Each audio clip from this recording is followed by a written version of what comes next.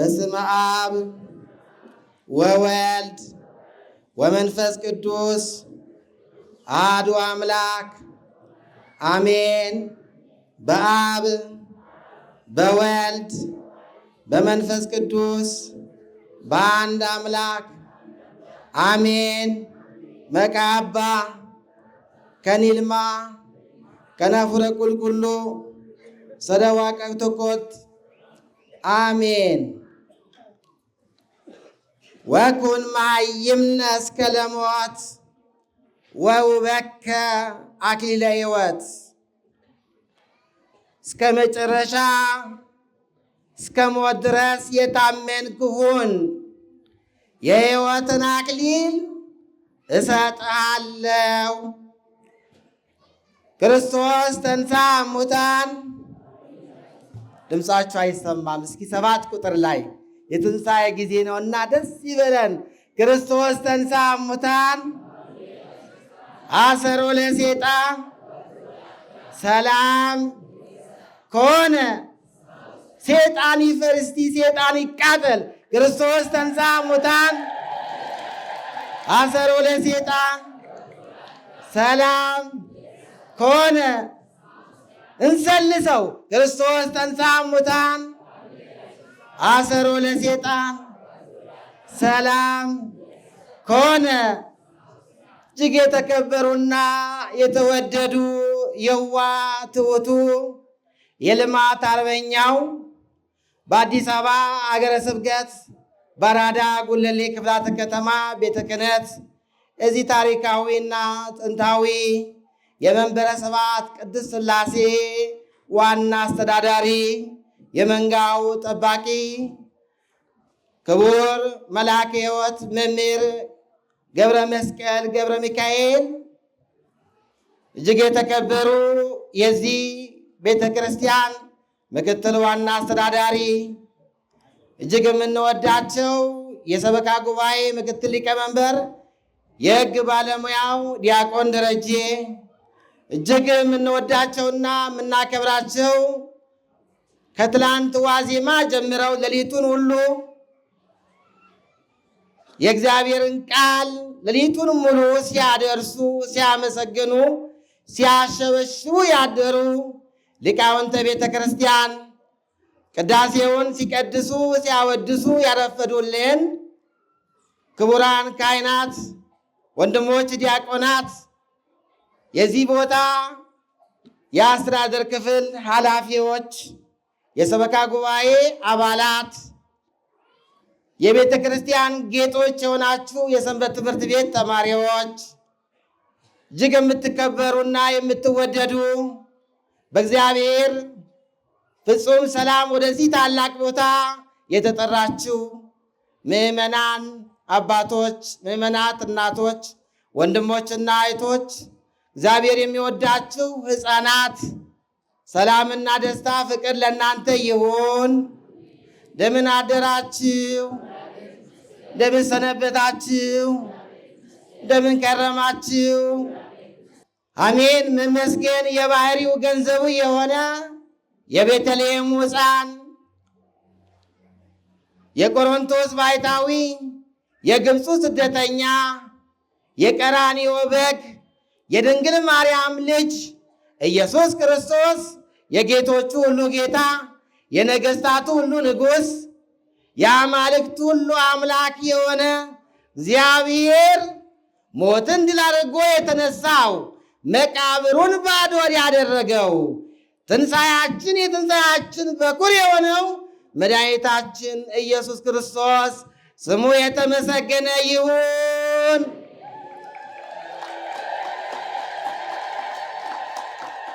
እንኳን ለብርሃነ ትንሣኤው በሰላም አደረሳችሁ። የእኛ ጌታ ተነስቷል፣ በመቃብር የለም። ክርስቶስ ኢየሱስ ተነስቷል፣ በመቃብር የለም። የምናመልከው የምንሰግድለት የምንበረከክለት የጌቶች ሁሉ ጌታ የአማልክት ሁሉ አምላክ ሞትን ድል አድርጎ በክብር በሰማያት በአባቱ ቀኝ ተቀምጧል። እንኳን ደስ አላችሁ። ወኩን ማይምነ እስከ ለሞት እንዲህ በሉ እስኪ፣ እስከ ሞት ድረስ በሉ። የታመንክ ሁን፣ የታመንሽ ሁኚ፣ የታመናችሁ ሁኑ። እስከ ሞት ድረስ የታመንክ ሁን። የሕይወትን አክሊል እሰጥሃለሁ፣ እሰጥሻለሁ፣ እሰጣችኋለሁ። ይህንን ቃል የተናገረው እጅግ ልዩ የሆነው ከጌታችን አጠገብ ሁል ጊዜ የሚቀመጠውና ፍቁረ እግዚእ የተባለው ወንጌልን፣ መልእክታትን፣ ራእይን የጻፈው ያልሞተው በብሔረ ሕያዋን የሚገኘው ቅዱስ ዮሐንስ ወንጌላዊ ነው። የጻፈበትም ቦታ በዮሐንስ ራእይ ምዕራፍ 2 ቁጥር 10 ላይ ይገኛል። እንዲህ በሉ እስኪ፣ የዮሐንስ ራእይ ምዕራፍ 2 ቁጥር 10 እስከ ሞት ድረስ የታመንክ ሁን፣ የሕይወትን አክሊል አቀዳጅሃለሁ፣ እሰጥሃለሁ። ይሄ በአዲስ ኪዳን ውስጥ ከተጻፈው መጻሕፍት የመጨረሻው ራእይ የተጻፈበት ነውና የትምህርታችን ርዕስ ይሆናል። ቸሩ አምላካችን አምላከ ቅዱስ ጊዮርጊስ ከሁላችን ጋር ይሁን። እመቤታችን ጥላ መከታ ጋሻችን፣ ልጇን ጠርተን እሷን ባንጠራ ጉባኤያችን ባዶ ይሆናል። ሰርጋችን ወደ ሐዘን ይለወጣል። እሷ መመኪያችን ጋሻችን፣ ለቃል መውረድ ለሥጋ እርገት ምክንያት ናትና ወላዲተ አምላክ ቅድስተ ቅዱሳን ድንግል ማርያም ቤዛዊተ ኩሉ ዓለም አቁራይተ መዓት ሳሊተ ምሕረት ምራገ ጸሎት ምልጃዋና በረከቷ ከሁላችን ጋር ይሁን። ኃያሉ ቅዱስ ጊዮርጊስ የኢትዮጵያ ገበዝ በነጭ ፈረሱ ሆኖ አሁንም ከመከራ ሥጋ ከመከራ ነፍስ ያድነን። ሊውጠን ከሚፈልገው ከሚያሰፈስፈው ደራጎን አፍ ይሰውረን፣ ይጠብቀን። እግዚአብሔር ከሁላችን ጋር ይሁን። እስከ ሞት ድረስ ተናገሯ። እስከ ሞት ድረስ የሕይወትን አክሊል እሰጥሃለሁ። እስከ ሞት ድረስ በእግዚአብሔር ፊት ታምነን የሕይወትን አክሊል እንድናገኝ ቅዱስ ፈቃዱ ይሆንልን። ዛሬ ምዕመናን እጅግ በጣም በሚገርም ሁኔታ በትንሣኤው ዕለት ተገናኝተን ክርስቶስ ከሙታን ተለይቶ ተነስቷል። 50 ቀን ቤተ ክርስቲያናችን የደስታ የፍቅር የሰላም አድርጋ 50 እንቁላል 50 አጥንት እንድንበላ አዛ ብሉ ጠጡ ብቻ ሳይሆን እግዚአብሔርን እንድናመሰግንበት እንድናከብርበት ቤተ ክርስቲያናችን በትንሣኤ ጊዜ ሐዘን የለምና በደስታ ሆናችሁ ክርስቶስ ተነስቷል ብላችሁ እየሰበካችሁ 50 ቀኑን ሙሉ አመስግኑ ብላ ቤተ ክርስቲያን የደስታ ጊዜ ሰጥታናለች። ይችን ስንዱኖቹን ቤተ ክርስቲያን የሰጠን አምላካችን ስሙ የተመሰገነ ይሁን።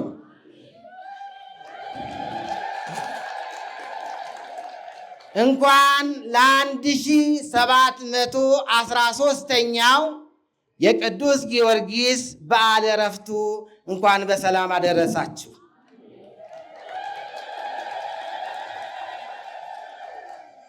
ዛሬ ሚያዝያ 3 ቀን የሚከበረው የቅዱስ ጊዮርጊስ በዓለ ዕረፍቱ ነው።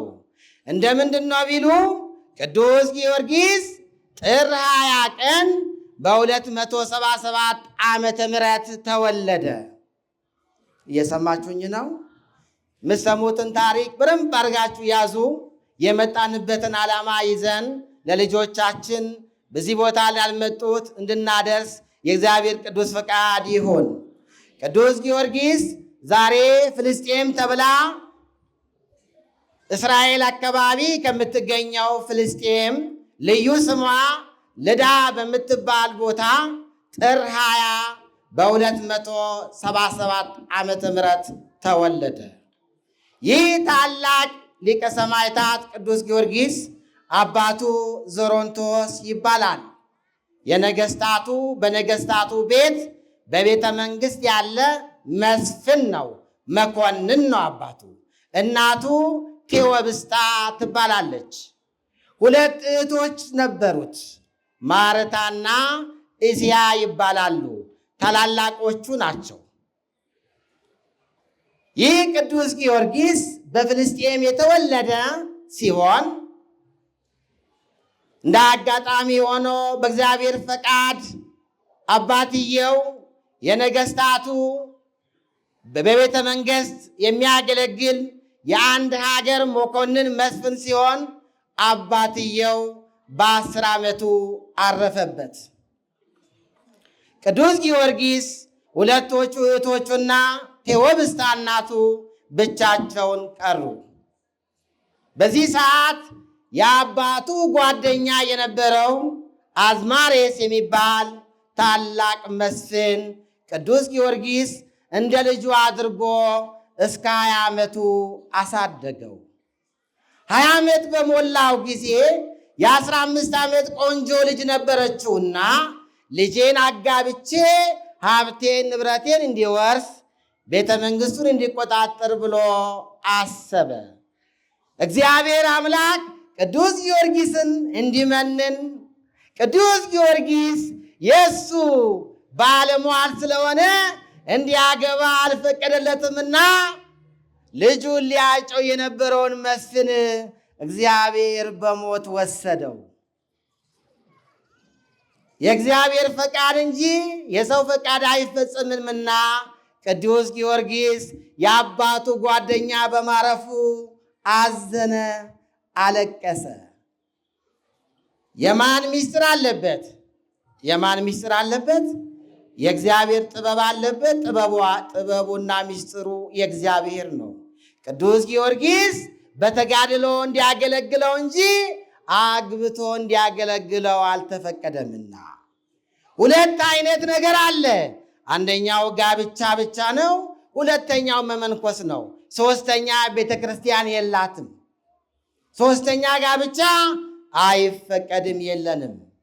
ወይ ማግባት ነው ጋብቻ፣ ከእርሷ ጋር ብቻ ከእርሱ ጋር ብቻ ማለት ነው። ትዳር ማለት እስከ ዳር ማለት ነው። መንኮሰ ማለት ሞተ ማለት ነው። ሁለት አይነት ስርዓት ናት ቤተክርስቲያን ያለችው። ሶስተኛው ስርዓት የኛ አይደለም። መሀል ላይ የሚዘሉት መሀል ላይ የሚጨፍሩት የኛ አይደሉምና ልቦና ይስጣቸው። ታዲያ ቅዱስ ጊዮርጊስ የአባቱ ወንድም ስላረፈ አዘነና 20 ዓመት ሲሞላው ቅዱስ ጊዮርጊስ ሐዘኑን ጨርሶ ወደ ቤሩት ሀገር ሄደ። ቤሩት አሁን የምታውቋት ሊባኖስ ውስጥ ያለችው ማለት። ቅዱስ ጊዮርጊስ ወደ ቤሩት ሲሄድ ሰዎች ሁሉ ለትልቁ ደራጎን እየሰገዱ አንዳንድ ሴት ልጆቻቸውን እየገበሩለት አገኘ። እያንዳንዱ ሰው ሴት ልጆቻቸውን ለደራጎን በየቀኑ ይሰዋሉ። ደራጎን 7 ሰዓት ሲሆን እየጮኸ እየተንከባለለ ሀገሩን እየረበሸ ሲመጣ አንዳንድ ሴት ልጅ እንጨት ላይ ሰቅለው ይጠብቁት ነበረ። እግዚአብሔር ከዚህ ያድነን። ቅዱስ ጊዮርጊስ በእንደዚህ ባለ ሁኔታ ቤሩት ሀገር ደረሰ። ወገኖች ሴቶች ልጆች እያለቁ በየቀኑ የሚበሉበት ቤሩት ሀገር ደረሰ።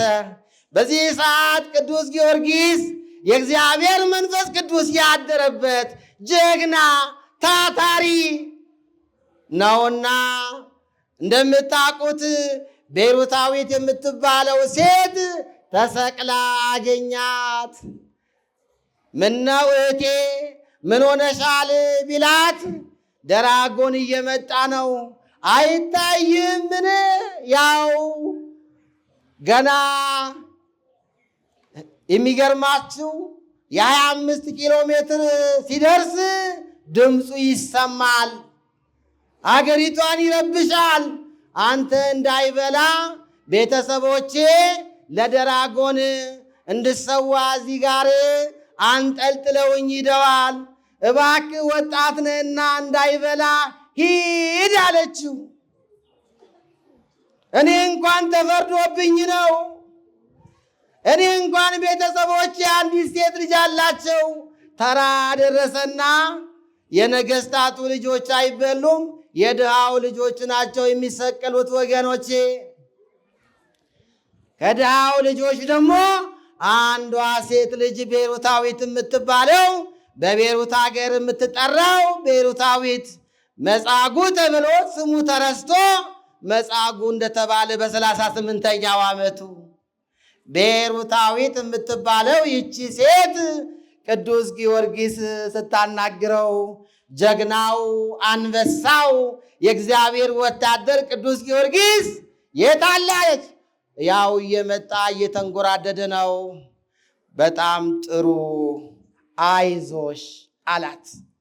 እግዚአብሔር አይዞሽ ይበለን፣ አይዟችሁ ይበለን። አይዟችሁ የሚለን ሰው ይስጠን። ዛሬ እኮ አይዟችሁ የሚለን ጎረቤት አጥተናል። አይዟችሁ ያልፋል ይሄ መከራ ይሄ ስቃይ። ነዳጅ እኮ በዓለም ላይ ጨምሮ ነው እኮ የሚል በመኪና የሚያግዝ ሰው እኮ ጠፋ ዛሬ። አይዟችሁ እኔ በልቻለሁ አንተ ደግሞ ግማሽን ጉረስ የሚል ሰው እኮ እየጠፋ ነው። እርስ በርሳችን መጨቃከን ውስጥ ገብተናል። እርስ በርሳችን መበላላት ውስጥ ደርሰናል። አገራችን ታማን ያለችው አይዟችሁ የሚለን ሰው ይስጠን።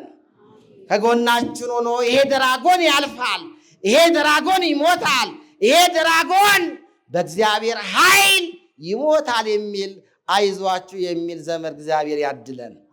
ታዲያ ወገኖቼ ሰማዕቱ ቅዱስ ጊዮርጊስ በ20 ዓመቱ የ20 ዓመት ወጣት ነው። እስኪ እኛ በስንት ዓመታችን ወደ እግዚአብሔር ቤት የመጣ ነው? በስንት ዓመታችን ነው የቆረብ ነው? በስንት ዓመታችን ነው እግዚአብሔርን ያወቅ ነው? የ20 ዓመት ወጣት ነው፣ ጉብል ነው ቅዱስ ጊዮርጊስ። ዛሬ 100 ዓመት የሞላቸው ሰው ቁረቡ ሲባሉ አይ ገና ነኝ፣ 2 ፀጉር አብቅለን 3ኛ ፀጉር እንመኛለን። ሌላ ጌጣጌጥ ፍለጋን ያለ ነው። ቅዱስ ጊዮርጊስ ግን በወጣትነቱ እግዚአብሔርን ያመነ ታላቅ ባለሟት ነው። እንዲህ ይላል ሶሎሞን። ምንድን ነው የሚለው? በወጣትነት ጊዜ እግዚአብሔርን አስብ ነው የሚለው። እግዚአብሔር በተለያየ ጊዜ ወደኛ እየመጣ ነውና እግዚአብሔርን እንድናስበው ቅዱስ ፈቃድ ይሁንልን። ታዲያ ድራጎኑ ክንፍ አለው። ሲፈልግ ሊበር ይችላል፣ ሲፈልግ ይንጎራደዳል። ትልቅ ነው። ስዕሉ ላይ እንደምትመለከቱ እጅግ የሚያስፈራ ነው። ከአዞም ወስደዋል፣ ከአንበሳም ወስደዋል፣ ከድብም ወስደዋል፣ ከአሞራም ወስደዋል። ከ10 አውሬዎች አድርጎ ነው እግዚአብሔር የፈጠረው። የ10 አውሬዎች ድብልቅ ነው ድራጎኑ። እጅግ የሚያስፈራ ነው። የሚያመልኩት ነው። ታዲያ ቀረበ።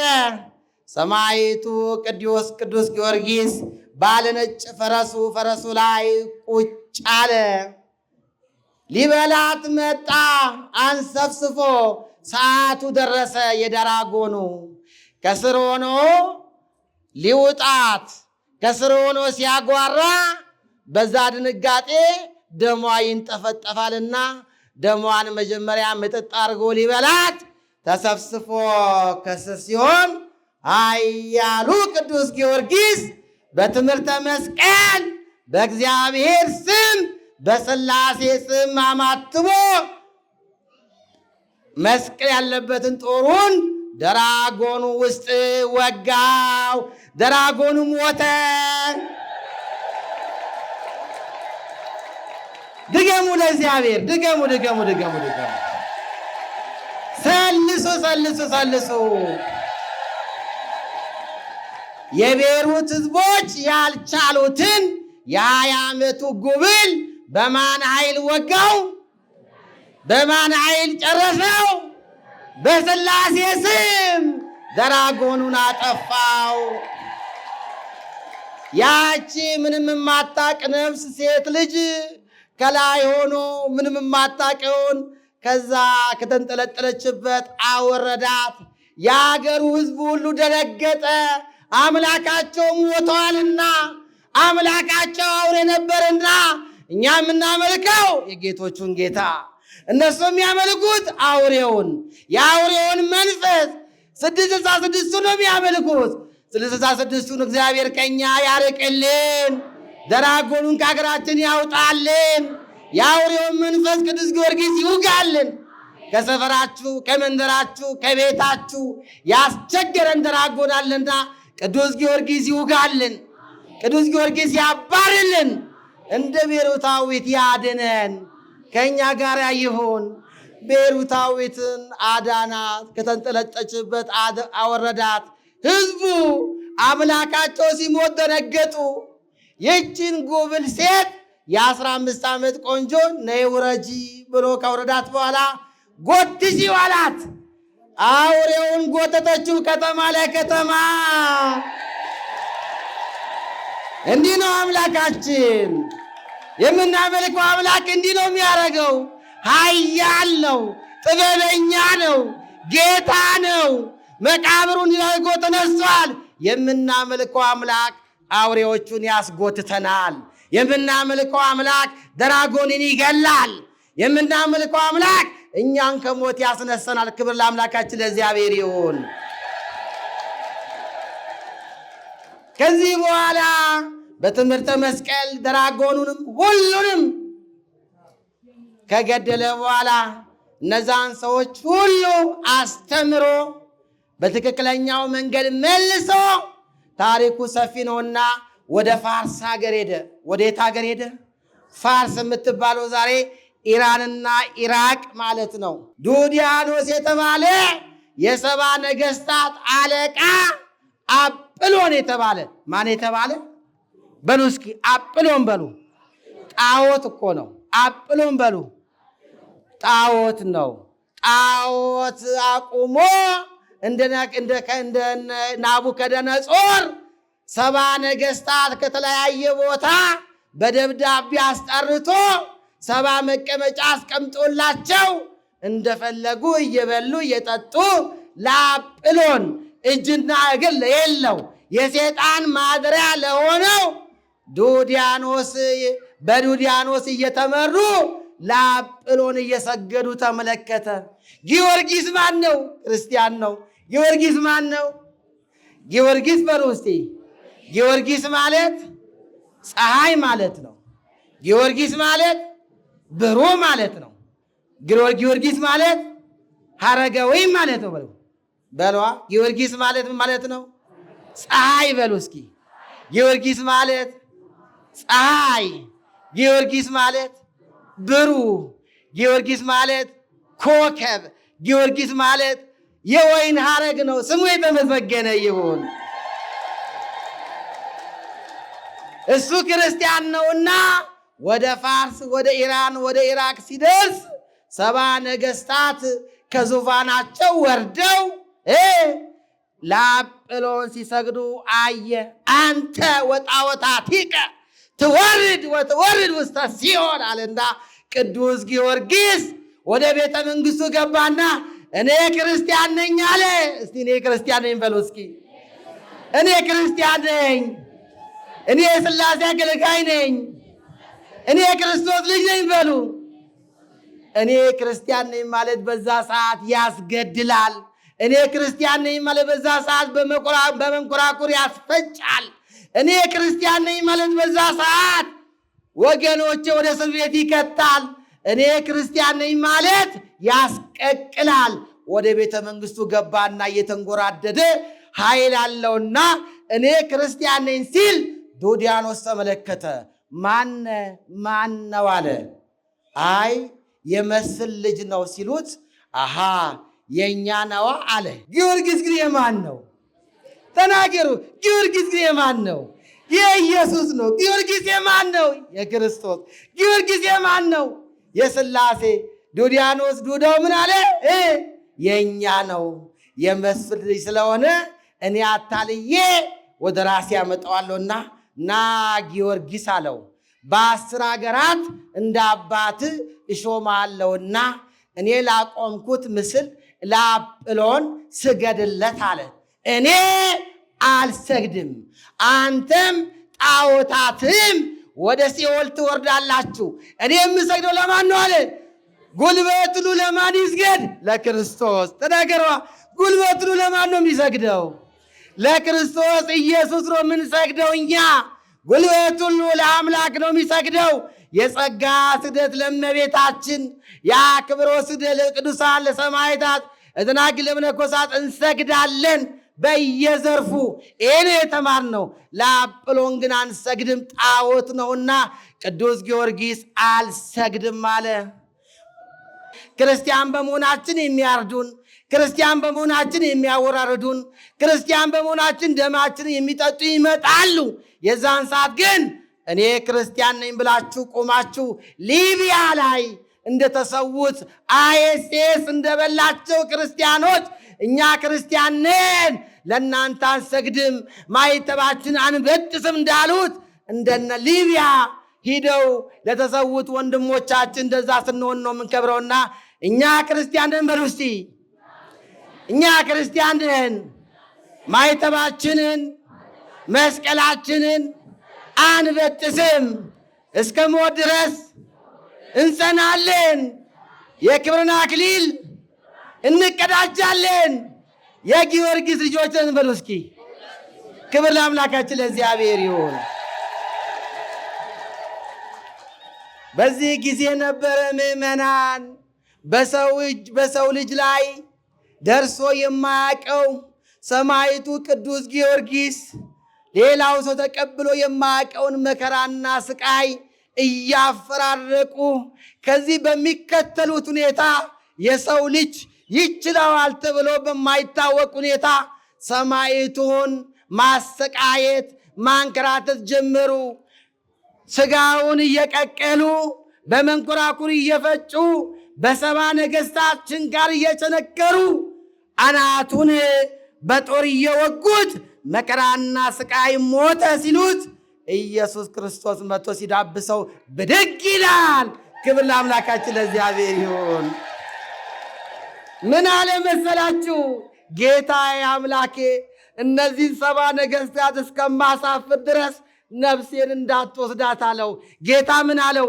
3 ጊዜ ትሞታለህ፣ በአራተኛው ታርጋለህ ብሎታል። ስንት ጊዜ ሞተ?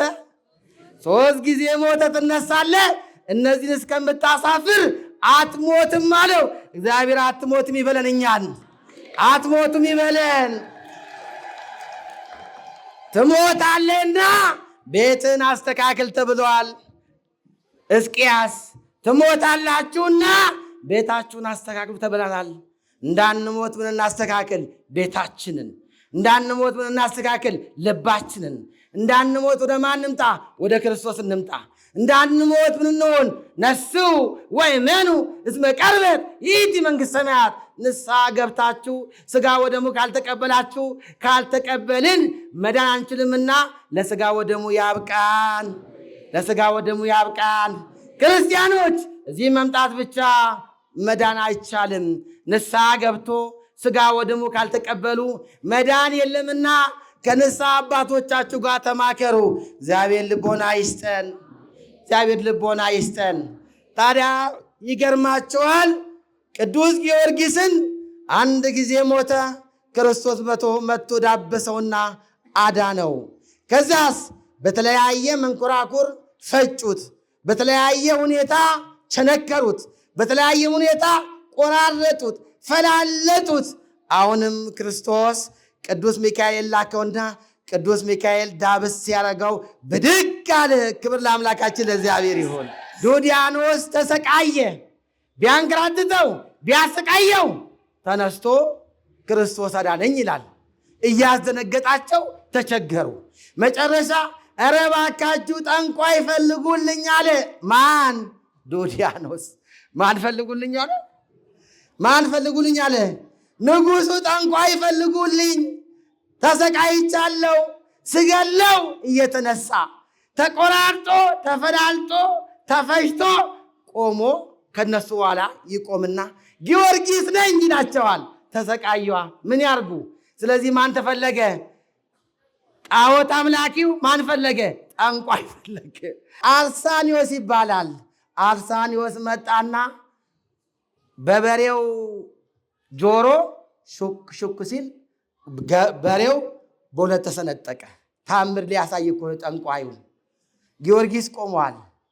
ከዛ ሆድ በጥብጦ አንጀት ቆራርጦ የሚገል አስማተ ሴጣን ደግሞበት እንካ ጠጣ አለው። አንደኛው ታምሩ በሬውን ሹክ በሴጣን ሴጣን እኮ ያረጋል። ጠንቋዮች እኮ ለጊዜ ያረጋሉ፣ መጨረሻ አይችሉም እንጂ ትንሽ ጊዜ ሴጣኑ ሲያድርበት ሹክ እንደዚህ።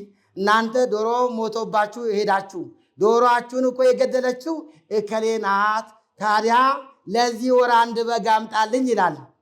ምንድን ነው የሞተባችሁ? አምጡ የተባላችሁ ጠንቋይ እንደዚህ ነው ወገኔ። ተመለስ። ማን ነው ጌታ? የጌቶቹ ሁሉ ጌታ፣ የነገስታቱ ሁሉ ንጉሥ፣ ፍቅሩ፣ ሰላሙ፣ ሕይወቱ፣ መቃብሩ ባዶ የሆነው ኢየሱስ ክርስቶስ ነው። ስሙ የተመሰገነ ይሁን። ቅዱስ ጊዮርጊስ ቆም ብሎ ያያል። በሬው ተሰንጥቀዋል። ይሄንን መርዝ ጠጣ አለው። ቅዱስ ጊዮርጊስ ታስሯልና በስመ አብ ወወልድ ወመንፈስ ቅዱስ አሐዱ አምላክ። እኛም ስንፈጠር መስቀል ነን። ቤታችሁ ስትገቡ እያማተባችሁ ግቡ፣ ስትወጡም እያማተባችሁ፣ ስትጠጡም እባካችሁ እያማተባችሁ። ሰዎች በምን ያክል መርዝ እንደሚሰጡ እናውቃለን? አናውቅም። ስለዚህ የሚመጣውን ሁሉ መባረክ ያስፈልጋል። ቅዱስ ጊዮርጊስ አማተበበትና ሲጠጣው እንደ ጨረቃ ደምቆ እንደ አበባ ፈክቶ ቀይ ሆኖ አገኙት። ክብር ለአምላካችን ለእግዚአብሔር ይሁን። ማን አደረገ? ኃይሉ የማን ነው? መስቀሉ የማን ነው? ተጠቀምበት ወገኔ። በስመ አብ ወወልድ ወመንፈስ ቅዱስን ተጠቀሙበት። ሕይወት ነው። መርዙን ያጠፋዋል። ሴጣንን ይገለዋል። መናፍስቱን፣ ቡዳውን፣ ቁመኛውን፣ ዛሩን፣ ውላጁን፣ ሟርተኛውን የሚያጠፋው ማን ነው? በሉ በስመ አብ ወወልድ ወመንፈስ ቅዱስ አሐዱ አምላክ አሜን ስትሉ ሁሉም ነገር እንደ ጉንበን ነው፣ እንደ አዋራ፣ እንደ ጭስተን ነው ይጠፋልና ክብር ለሥላሴ ይሁን። ዶዲያኖስ አለቀሰ። ጠንቋዩ አፈረና ቅዱስ ጊዮርጊስ ስር ወደቀ፣ ሰገደለት። ይሄ ነው መማረክ፣ ይሄ ነው ክርስትና ማሸነፍ ነው። እኛ ከአሸናፊዎች ሁሉ እንበልጣለን። ከክርስቶስ ፍቅር የሚለየን ማንም የለም። ሮሜ 8:35 ጀምሮ ብታነቡን መከራ ነው ወይ? ስቃይ ነው ወይ? ረሃብ ነው ወይ? ራቁትነት ነው ወይ? ይሄ ሁሉ አያሸንፈንም። እኛ ከአሸናፊዎች ሁሉ እንበልጣለን። በሉ እስቲ ከአሸናፊዎች ሁሉ ተናገሩ በማርያም። ከአሸናፊዎች ሁሉ እንበልጣለን። አሸናፊው ማን ነው? የያዝነው ማን ነው? የሰማይና የምድር ንጉሥ ነው የያዝነው። ጌታን ነው የያዝነው። ከሱ ውጭ አምላክ የለም። ከሱ ውጭ ፈጣሪ የለም። መቃብሩ ባዶ ነው። የሌሎቹ ግን መቃብራቸው ውስጥ አጥንት አለ፣ ስጋ አለ። የእኛ ጌታ ግን መቃብሩ ባዶ ነው። ስሙ የተመሰገነ ይሁን። ክርስቲያኖች እጅግ በጣም የሚገርም ጠንቋዩ መጥቶ ሰገደለት። ቅዱስ ጊዮርጊስ ወደ ጌታ ጸለየ። ቅዱስ ታዲዎስ በመንፈስ መጥቶ ያንን ጠንቋዩን አጠመቀው። ወዲያውኑ ዶዲያኖስ ጠንቋዩን አንገቱን አረደው። እሱም ሰማዕት ሆነ ተመልሶ። ስሙ ለእግዚአብሔር የተመሰገነ ይሁን። ጠንቋይን የሚመልስ ኃይል አለን በቤታችን። ጠንቋይን የሚለውጥ ኃይል አለ በእናንተ ዘንድ ወገኖቼ። ጠንቋይን የሚለውጥ፣ ሌላውን የሚለውጥ፣ የደከመውን የሚያቀና፣ የጎበጠውን የሚያቀና፣ እውሩን የሚያበራ፣ የሞተውን የሚያስነሳ ኃይል መንፈስ ቅዱስ የአብ የወልድ የመንፈስ ቅዱስ ኃይል በተዋሕዶ ቤት አለ። ደስ ይበላችሁ፣ ደስ ይበላችሁ። በዚህ ሰዓት ዶዲያኖስ ዱዳው ተሰቃየና ከዚህ በኋላ አለ ሂዳችሁ ፈጭታችሁ 25 ጊዜ ይፈጫል። ስንት ጊዜ ይፈጭ? ፍጩት አለ። የሰው ልጅ ሲፈጭ ተመልከቱት ወገኔ። እስኪ እኛ መርፌ ሲወጋን ምንድን ነው የምንሆነው? ኃያሉ ቅዱስ ጊዮርጊስ ሰማይ ስንለው ዝም ብለው እንዳይመስላችሁ ተፈጨ፣ ደሙም የለውም ተፈጭተ ማለት ነው። ሂዱና ደብረ ይድራስ ተራራ ላይ ዝሩት አለ። ዝሮሙ ደብረ ይድራስ። ሊቃውንቱ ማታ በድጓው በማይሌቱ ሲያመሰግኑ አድረዋልና ሂዳችሁ ዝሩልኝ እዛ ላይ እንጂ ይሄን ማየት አልፈልግም አለ። በኩንታል ይዘው የተፈጨውን ፖሊሶቹ፣ ሻምበሎቹ፣ ሻለቆቹ ይዘው ወደ ላይ ወጡ፣ ተራራ ላይ ወጡ። ከዛ እዚህ ከዘራ ነው ከዚህ በኋላ መቼስ አይበቅልም አይደል? አይበቅልም ተባባሉ። አይበቅልም አይደል? አይበቅልም ተባባሉ። እኛም በቃ ደከመን፣ ፈጨነው፣ በመንኮራኩር አሰቃየ ነው፣ ተመልሶ ይድናል። እንዲያው ከዚህ በኋላ አጵሎን ወይ ይሄን ሰውዬ እንዳታሳየን ብለው ተማሰኑ። አጵሎን ያያል፣ አጵሎን ይሰማል። አጵሎን እኮ ሙት ነው። እኛ የምናመልከው ሕያዋኑን ነው። ሕያውን ከሙታን መካከል ስለምን ትፈልጉታላችሁ ስለተባለው ስለ ክርስቶስ ነው። ስሙ የተመሰገነ ይሁን። ወደ ተራራ ወጡ ወገኔ፣ ከኔ ጋር ሁኑ። ደብረ ይድራስ ተራራ ወጡ። አሁን ምን አረጉ መሰላችሁ? በሰፌድ በእንቅብ አረጉና በተኑት። አሁን በቃ ንፋሱ ይዞ ይሄዳል ብለው በቃ ከዚህ በኋላ ተሰቃየን፣ ከዚህ በኋላ እናርፋለን፣ እኛ መብላትም አቃትን መጠጣትም አቃትን ብለው ዞር ሲሉ በየቅጠሉ በየቦታው ቅዱስ ጊዮርጊስ ሰማዕቱ ለእግዚአብሔር፣ ሰማዕቱ ለእግዚአብሔር፣ ቅዱስ ጊዮርጊስ ኃያል በየቅጠሉ ላይ በየእንጨቱ ላይ እግዚአብሔር ተመልሶ እያንዳንዱን ወደ የነበረበት ቅዱስ ጊዮርጊስን መልሶ አቆመውና ከኋላቸው ተከተላቸው። ወገኔ እንዲህ የሚያስከትል አምላክ አለ። ከተፈጨንበት አንስቶ የሚያቆም አምላክ አለን። እኛ ሰዎች ከጠሉን መዝገባችንን ሁሉ ፋይላችን ሁሉ ዘግተዋል። ሰዎቹ እድሮቹ ዘግተዋል፣ ቀበሌዎቹ ዘግተዋል። ፋይላችን እንዳይታይ ተሰውሮብናል። የተሰወረባችሁ አላችሁ። ፋይል ተዘጋባችሁ ሰዎች አላችሁ። የተሰወረ አለ። ያንን ፋይል ማን ነው የሚያወጣው? እግዚአብሔር። ቀና አለው፣ ቀና የሚያደርግ ጊዜ። እሺ አይዟችሁ፣ እግዚአብሔር ከኛ ጋር ይሁን። ከኋላው ሲከተላቸው ደንግጠው ወደቁ። ፖሊሶቹ አምነናል ብለው በክርስቶስ በቅዱስ ጊዮርጊስ ፊት ወደቁ። ክብር ለአምላካችን ለእግዚአብሔር ይሁን። ዶዲያኖስ ጋር እንደገና ቆመ። ዱዳው ጋር ቆመ። ነገሥታቱ ሁሉ ደነገጡ። ከዚህ በኋላ እጅ መስጠት ይሻል ነበረ፣ ይሻል ነበረ። ለሚያቅሰው ለተሸነፈ ሰው እጅ መስጠት ይገባ ነበረ። ሰይጣን ያዳቆነው ሳያቀስ አይቀርምና ዶዲያኖስ እንደው ትዕቢቱ በትዕቢት ላይ የጨመረ ሄደ። ከዛ በኋላ ምን ሆነ መሰላችሁ? አሁን የመጨረሻውን ለማድረግ ቅዱስ ጊዮርጊስ 450 ነፍሳትን ከመሬት ውስጥ ከተቀበሩበት አስነስቶ ሁሉ አሳይቷቸዋል። ክብር ለአምላካችን ለእግዚአብሔር ይሁን። በቅዱስ ጊዮርጊስ ሥጋ ተለማመዱ፣ ተለተሉት፣ ፈጩት፣ እንደፈለጉ አረጉት። ከዚህ በኋላ ቆሞ ሲሄድ አንዲት መበለት አለች፣ የምትበላው የምትጠጣው ያጣች፣ ሂዱና እሷ ቤት ሰሩልኝ አለ። መበለቲቷ ምንም የምትበላው የምትጠጣም የላትም። ልጇ ዓይኑ አያይም፣ ጆሮ አይሰማም፣ በእግሩም አይሄድም።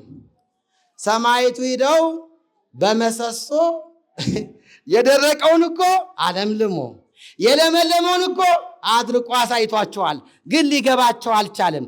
ምሰሶ ላይ አሰሩት። ከዚህ በኋላ በቃ ይሞታል ብለው እሱ ሲገባ ኤልሳ ወደ ሰገነቱ ሲገባ በረከት እንደሆነ ጊዮርጊስ ገና ቤቱ ሲገባ በረከቱ ሞልተዋል። ክብር ለአምላካችን ለእግዚአብሔር። የእግዚአብሔር ሰው ቤታችን ከገባ ቤታችን ይባረካል። ካህናት ሲገቡ ይባረካል። ካህናት ሲገቡ ሥላሴ አብረው ይገባሉ። ካህናት ሲገቡ እንዴ ከነ አልዓዛር ጋር ማን ነበረ? ክርስቶስ ነበረ እኮ። ካህናት ሲገቡ ቤቶቻችሁ አጋዕዝተ ደም ሥላሴ ቁጭ ይላሉ። ክብር ለአምላካችን ለእግዚአብሔር ይሁን። የደረቀው ምሰሶ አለምልሞ 14 ክንድ ወደ ላይ ሂደዋል። አሁንም ሲመለከቱ የሴቲቱ ቤት ለምልሞ አገኙት። ምን ይሻላል ታዲያ? ማን ነው የሚማርከው? ይህንን ማን ነው የሚያደርገው?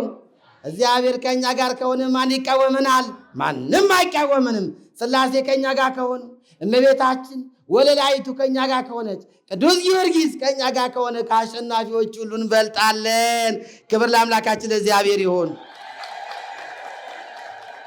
የመጨረሻ እንግዲህ ቅዱስ ጊዮርጊስ አሁን ተነስቶ ወደ ቤተ መንግሥቱ ሲሄድ እባክህ አለው ዶዲያኖስ ለአጵሎስ ስገድልኝ አለው። እሺ አለ ጊዮርጊስ። እየሰማችሁ ነው። ሊሰግድ ይሆን? አሁን እሰግዳለሁ ብሎ ለጥበብ ነው እንግዲህ ሕዝቡን ሁሉ ሰበሰበ። 70 ነገሥታቱ ተሰበሰቡ። ታምር ሊሰራ አይደለ እንዴ? እሰግዳለሁ አለ። እሺ ብሎ ሁሉም በቃ በተንቆራጠጡ እንደዚህ ሰው ሁሉ። ታዲያ ቅዱስ ጊዮርጊስ ምን አለ? ያ የመበለቲቷን ልጅ ጠራው። ያ የዳነውን ትናንት የዳነውን ልምሻውን ጠራው። አይነ ስውር የነበረውን ጠራው፣ አድኖታልና።